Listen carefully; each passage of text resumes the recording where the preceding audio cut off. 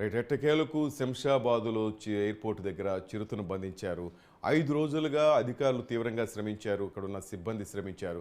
చివరికి ఎర్రగా వేసిన మేకను తినడానికి వచ్చిన చిరుత బోన్లో చిక్కింది. ప్రెజెంట్ దాన్ని పట్టుకున్నారు.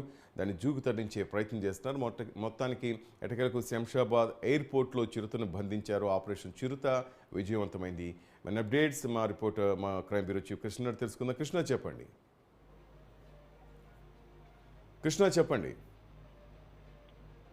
శ్రీనివాస్, ఏదైతే గత 5 రోజులుగా అటు ఫారెస్ట్ అధికారులను స్థానిక గ్రామస్తులను ముప్పతిప్పలు పెట్టిన చిరుత ఎట్టకేలకు బోన్లో చిక్కింది. ఎప్పుడైతే శంషాబాద్ ఎయిర్పోర్ట్ లో ప్రహరీ కూడా చూపించి చిరుత ఆనవాళ్లు కనపడ్డాయని గ్రామస్తులు చెప్పడం, మొదట పోలీసులు దీన్ని ఈ అడవి పిల్లిగా భావించి తేలిగ్గా కొట్టిపారేశారు. ఆ తర్వాత మరోసారి గ్రామస్తుల నుంచి వరుసగా ఫిర్యాదులు అందిన నేపథ్యంలో ఫారెస్ట్ అధికారులు రంగప్రవేశం చేసి అక్కడ ఏదైతే పగ్ మార్క్స్ ఉంటాయో వాటిని గుర్తించి అది చిత్తపులి అడుగుజాడలే అని చెప్పేసి చెప్పడంతో ఒక్కసారిగా అటు గ్రామస్తులు, ఎయిర్పోర్ట్ లో పనిచేస్తున్న సిబ్బంది అంతా కూడా భయభ్రాంతులకు గురి కావడం జరిగింది. మొత్తం చిత్తపులిని గుర్తించేందుకు 25 ట్రాప్ కెమెరాలతో పాటు 5 బోన్లను ఏర్పాటు చేశారు. దీంట్లో మేకల్ని ఎరగా వేసి చిరుతను పట్టుకునేందుకు ప్రయత్నాలు చేయడం జరిగింది. అయితే ప్రతిసారి కూడా సీసీ కెమెరాలు ఏవైతే ఏర్పాటు చేశారో ఆ ట్రాప్ కెమెరాల్లో చిత్తపులి బోన్ దాకా రావడం, తిరిగి వెళ్లిపోయే దృశ్యాలు కనిపించాయే తప్ప అది బోన్లో చిక్కలేదు. సో 5 రోజులుగా నానా తిప్పలు పడి అటు గ్రామస్తులు కూడా భయభ్రాంతులకు గురి కాకుండా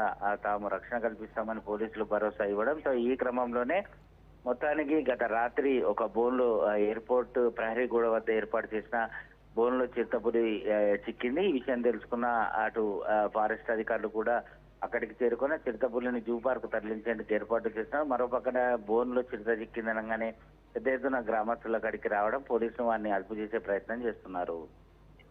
రైట్. Thank you Krishna.